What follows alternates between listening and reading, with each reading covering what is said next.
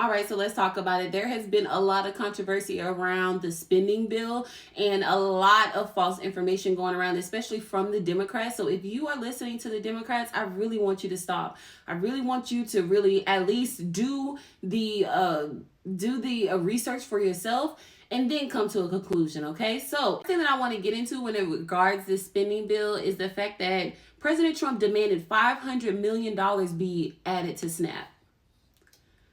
$500 million will be going to SNAP, okay? President Trump demanded that. So when you're out here listening to Democrats say, oh, this is going to hurt the American people and that food stamps are going to be taken away, I'm a little confused because in this spending bill, it clearly says that $500 million will be going to SNAP.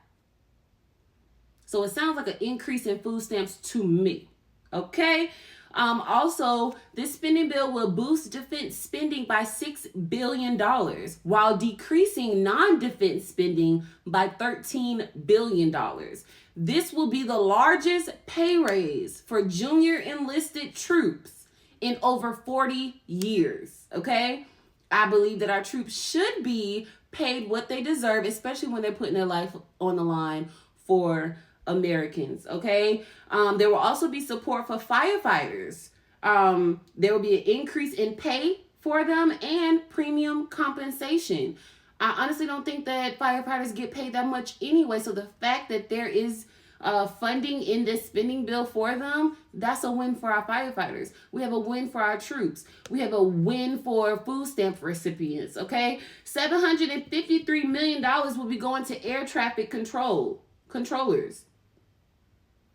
With everything that's going on these days, I do believe that is something, especially with our airplanes and all that, that is definitely something that is needed. Funding is needed for our air traffic controllers, so that's another win. $485 million will be going to ICE to fight against illegal immigration, which, hey, is necessary, is needed, especially since we've had over 10 million illegal immigrants come into our country over the time that Biden has been president. I've also included in this, veteran services and benefits will be fully funded.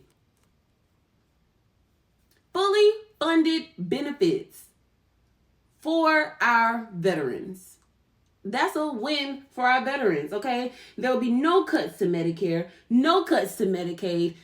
Food stamps will be actually having more money poured into it. So I honestly want you all to realize that the Democrats honestly want you to be fearful. They don't want you to agree with anything that President Trump is doing, only because is President Trump doing it. They have no basis. They have no actual real facts as to why we shouldn't support this administration. Actually, everything that they're doing is pushing people more towards President Trump, towards the Republican side, towards the conservatives, because the Democrats have gotten out of control and the lies are unnecessary.